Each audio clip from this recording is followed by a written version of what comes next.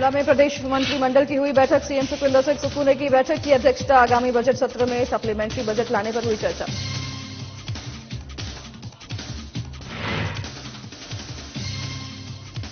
सोलन में युवा मोर्चा ने दीवार लेखन का कार्य किया शुरू। केंद्र सरकार की जन कल्याणकारी नीतियों की दे रही जानकारी। लोकसभा चुनाव के लिए बीजेपी बना रही माहौल।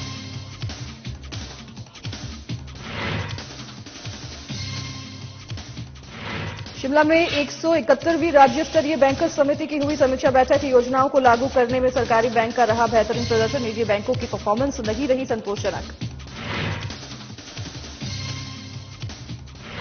शिमला सचिवालय के बाहर धरने पर बैठे JOAIT 817 के अभ्यर्थी। कहा सरकार को नहीं है बेरोजगारी की परवाह। लिखित में आश्वासन मिलने पर ही लौटेंगे घर।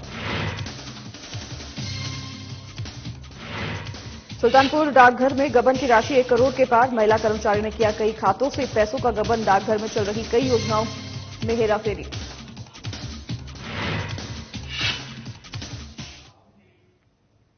नमस्कार, स्वागत है आपका। मैं हूं आपके साथ अनाया शर्मा। शुरुआत करेंगे खबरों की। मुख्यमंत्री सुखविंदर सिंह सुक्खू ने ऊना जिले के हरोली उपमंडल के गोंदपुर जयचंद पहुंचकर उप मुख्यमंत्री मुकेश अग्निहोत्री की धर्मपत्नी प्रोफेसर सिम्मी अग्निहोत्री के निधन पर शोक जताया। प्रोफेसर सिम्मी अग्निहोत्री का गत रात्रि को देहावसान हो गया और मुख्यमंत्री ने उप मुख्यमंत्री के पैतृक गांव गोंदपुर जयचंद में पार्थिव शरीर की अंतिम यात्रा और संस्कार में भाग लिया। उप मुख्यमंत्री की बेटी आस्था अग्निहोत्री ने अपनी दिवंगत माता को मुखाग्नि दी और मुख्यमंत्री ने ईश्वर से दिवंगत आत्मा की शांति और शोक संतप्त परिवार को इस असहनीय क्षति को सहन करने की प्रार्थना की है।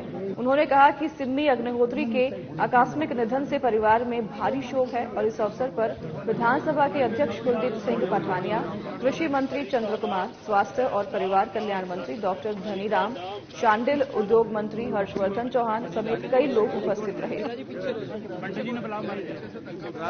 जी को मैं तब से जानता था जब मैं विश्वविद्यालय में पढ़ता था।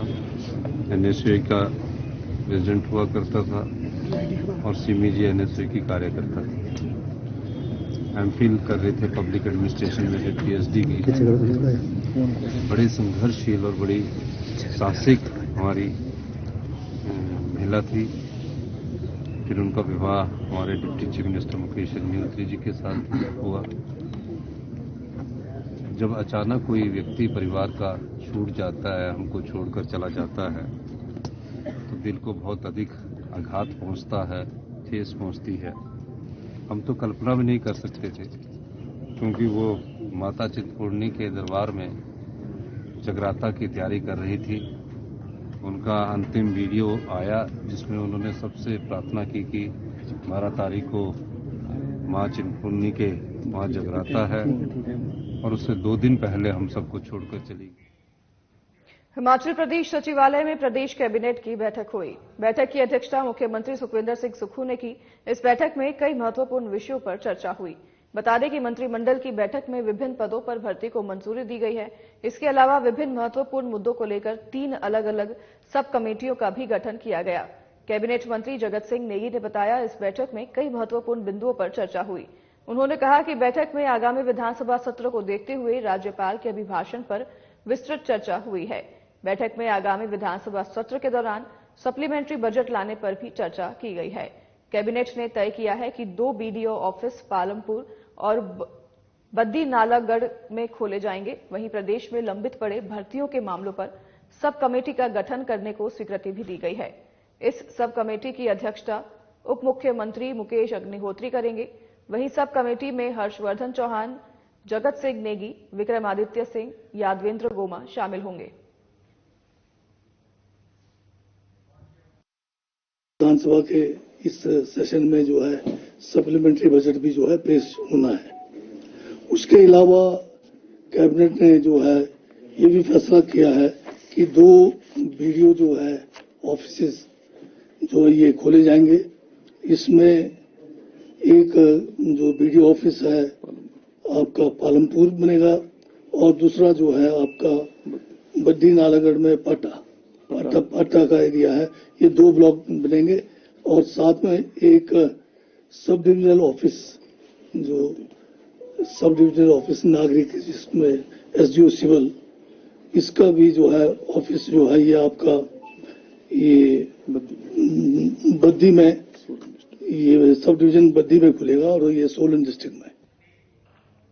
केंद्र सरकार की जन कल्याणकारी नीतियों को जनता तक पहुंचाने के उद्देश्य से प्रदेश भर में दीवार लेखन का कार्य शुरू किया गया है। इसी कड़ी में सोलन जिले में भी दीवार लेखन का कार्य युवा मोर्चा की तरफ से किया जा रहा है। युवा मोर्चा जिले के सभी मंडलों में 5 स्थानों पर दीवार लेखन का कार्य कर रहे हैं।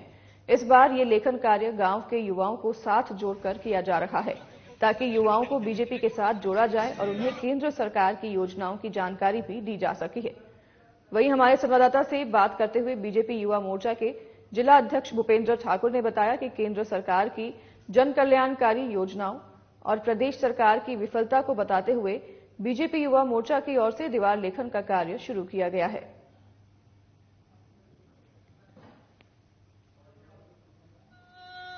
मुख्य उद्देश्य बस यही है कि जो हमारे कार्यकर्ता है उन सभी को कार्य भी मिले और हमारे जो वॉल राइटिंग पहले पेड और खर्चा करके की जाती थी वो स्वयं अपने हाथों से किया जाए। देखिए, इसमें सरकार की नीतियों को जैसे हम हर बूथ पे जाते हैं, उस पे 5 स्पॉट हमने किए, वहां के युवाओं के साथ मिलकर हम ये स्पॉट बना रहे हैं। तो साथ में जो हमारी भारतीय जनता पार्टी की सरकार है सेंटर में, उसकी नीतियों को भी हम उजागर करते चले हुए हैं। और जो यहाँ पे प्रदेश में जो वर्तमान सरकार चलती आ रही है वो जिस तरह से नाकाम हो रही है अपनी गारंटियों को लेकर, हम उसके बारे में भी सबसे बातचीत करते जा रहे हैं और युवाओं के साथ मिलकर उन्हें भी हर चीज के बारे में बता रहे हैं कि इस प्रदेश में और पूरे देश में क्या क्या चल रहा है। खबर शिमला से है, जहां दिसंबर 2023 तिमाही की 171वीं राज्य स्तरीय बैंकर्स समिति की समीक्षा बैठक हुई, जिसमें कहा गया कि केंद्र और प्रदेश सरकार की योजनाओं को हिमाचल प्रदेश में निजी बैंक प्रभावी तरीके से लागू नहीं कर पा रहे हैं, जबकि सरकारी बैंक इसमें बेहतरीन कार्य कर रहे हैं। प्रदेश में वार्षिक ऋण योजना में बैंकों ने 70% टारगेट पूरा कर लिया है और क्रेडिट डिपॉजिट अनुपात में बीते साल की तुलना में 28% की ग्रोथ हुई है, जो राष्ट्रीय स्तर से काफी ज्यादा है। समीक्षा बैठक में प्रदेश सरकार की तरफ से वित्त विशेष सचिव रोहित जामवाल और यूको बैंक के कार्यकारी निदेशक राजेंद्र कुमार साबू विशेष रूप से मौजूद रहे। इस मौके पर रोहित जामवाल ने कहा कि सरकारी योजनाओं की निजी बैंकों की इस तिमाही में अच्छी परफॉर्मेंस नहीं रही है, लेकिन सरकारी क्षेत्र में काम कर रहे बैंकों ने अच्छा प्रदर्शन किया है। निजी क्षेत्र के बैंकों को योजनाओं के धरातल तक पहुंचने के निर्देश दिए गए हैं। वहीं इस मौके पर यूको बैंक के कार्यकारी निदेशक राजेंद्र कुमार साबू ने कहा कि हिमाचल प्रदेश में काम कर रहे बैंकों की परफॉर्मेंस काफी अच्छी है और जो टारगेट तय किए गए थे उससे भी ज्यादा काम प्रदर्शन में प्रदेश में हुआ है। और हालांकि निजी बैंकों की कुछ कमियां सामने आई है, जिनमें सुधार के निर्देश दिए गए हैं। जी, वो जितनी प्रदेश सरकार और भारत सरकार की जितनी भी स्कीम्स हैं उसमें बैंक्स का जो एक बहुत महत्वपूर्ण रोल होता है, उसमें लोनिंग के कंपोनेंट्स होते हैं। तो उसी को रिव्यू करने के लिए जो है स्टेट लेवल से बैंकर कमेटी है और इसकी हर तिमाही में जो है एक बैठक होती है। तो उसी संदर्भ में आज ये बैठक थी, जिसमें सभी बैंकों के रिप्रेजेंटेटिव, नाबार्ड के रिप्रेजेंटेटिव, भारत सरकार से जो हैं डायरेक्टर और यहाँ पे आरबीआई के भी रिप्रेजेंटेटिव सब यहाँ पर थे। तो बड़ी विस्तार पे जो है चर्चा हुई। तो एसएलबीसी हमारी जो है यूको बैंक के जो इसका कन्वेनर है, 171वीं बैठक आज थी यहाँ पे, जो दिसंबर तिमाही की जो भी हमने कार्रवाई की थी उसकी समीक्षा भी हुई है। तो मैं ये बताना चाहूंगा कि एसएलबीसी हिमाचल प्रदेश में जो भी काम हुआ है, ओवरऑल यदि हम देखें तो अच्छा काम हुआ है, क्योंकि हमारा जो एनुअल क्रेडिट प्लान होता है, जो वार्षिक ऋण योजना हमारी होती है, उसमें हमने 70% ऑलरेडी हमने अचीव कर लिया है और जो अंतिम तिमाही है उसमें वो 100% के ऊपर पहुंच जाएगा, ऐसा हमारा विश्वास है। सीडी रेशियो एक बहुत बड़ा इंपॉर्टेंट फैक्टर होता है, उसमें भी अच्छी ग्रोथ देखने को मिली है। और इस बार जो हम यदि ईयर ऑन ईयर बात करें, दिसंबर 2022 से दिसंबर 2023 के बीच में इस एक साल में जो ग्रोथ है, जो हिमाचल प्रदेश में जो क्रेडिट में ग्रोथ हुई है वो 28% की ग्रोथ है, जो नेशनल एवरेज जो है उससे बहुत ज्यादा है। जेओए आईटी 817 पोस्ट कोड के अभ्यर्थी शिमला सचिवालय के बाहर डटे हुए हैं। हालांकि शिमला में रात को कड़ाकेदार ठंड थी, उसके बावजूद अभ्यर्थियों का हौसला नहीं डगमगाया। 3 लड़कियों की इस दौरान तबीयत बिगड़ी, जिन्हें घर भेज दिया गया है, लेकिन अन्य अभ्यर्थी परिणाम निकलने को लेकर लिखित में आश्वासन मिलने पर ही घर जाने की बात कर रही हैं। हालांकि सरकार ने लंबित भर्तियों को लेकर कैबिनेट सब कमेटी बनाने का निर्णय लिया है, जो अभ्यर्थियों को मंजूर नहीं है। अभ्यर्थियों ने बताया कि ठंड के बावजूद वे रात भर सचिवालय के बाहर डटे रहे, लेकिन सरकार की तरफ से उनकी किसी ने सुध नहीं ली। अभ्यर्थियों का कहना है कि प्रदेश में कांग्रेस की सरकार को सत्ता में लाने के लिए बेरोजगार युवाओं ने बड़ी मेहनत की थी और सरकार से उम्मीद थी कि लटकी हुई भर्तियों को जल्द बहाल किया जाएगा, लेकिन ऐसा नहीं हुआ। सरकार का रवैया बेहद ही चिंताजनक है। युवा मानसिक रूप से प्रताड़ित हो रहे हैं।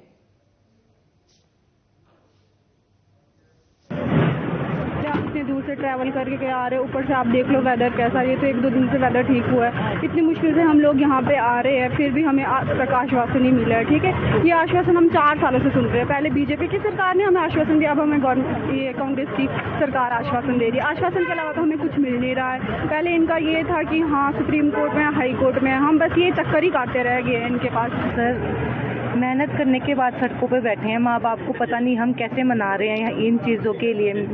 किसी के पेरेंट्स अलाउ नहीं करते रात को कि उनके बच्चे बाहर रहें सड़कों पे और इतनी ठंड में रहें, किसी के पेरेंट्स नहीं करते अलाउ। और हम तो लड़कियां हैं सर, कितना मुश्किल होता है हमें अपने पेरेंट्स को समझाना इन चीज़ों के लिए। हमें पता है हम कैसे कैसे उनको बोल रहे हैं कि हमें नौकरी चाहिए, फिर हम यहाँ आए हैं। सर अब पता नहीं सर, अगर लगता सुनेंगी तो तब तो हम भी घर चले जाते सर। अब हमें तो नहीं लग रहा सरकार हमारी सुन रही है सर। हमने तो नहीं बोला था कमेटी के लिए, हमें बोला था कि हमारे जो दोषी है उनको, जब लॉ ने ओपिनियन दिया था कि दोषी को साइड रख के हम रिजल्ट दे सकते हैं, तो इन्हें वो करना चाहिए था सर। जब लॉ खुद ओपिनियन दे रहा है तो सरकार ने क्यों नहीं किया ऐसा? किसान आंदोलन हुआ, वो भी सड़कों पर ही बैठे थे।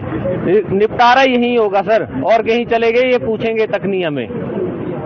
बात यह है कि यहाँ परमिशन दी जाए हमें यहाँ बैठने की, यहाँ हम अपना प्रोटेस्ट करें, पीसफुली करें सर। हम कल से एक नारा तक नहीं हमने लगाया यहाँ पे, आपने देखा होगा ना, हमने किसी का रास्ता रोका है कि हम सड़क के बीच में बैठे हैं। हमें यहाँ साइड में बिठाया गया, हम यहीं पे बैठे हैं, किसी को तंग नहीं कर रहे। अगर ये शॉप्स खुल नहीं हुई तब हम इस तरफ को शिफ्ट हो जाएंगे। पुलिस स्टेशन ही है, ये सरकारी जमीन है, यहाँ पे हम बैठ सकते हैं क्योंकि गवर्नमेंट प्रॉपर्टी पे हमारा राइट है, राइट टू प्रोटेस्ट। तो फिलहाल इस बुलेटिन में हमारे साथ बस इतना ही। नमस्कार।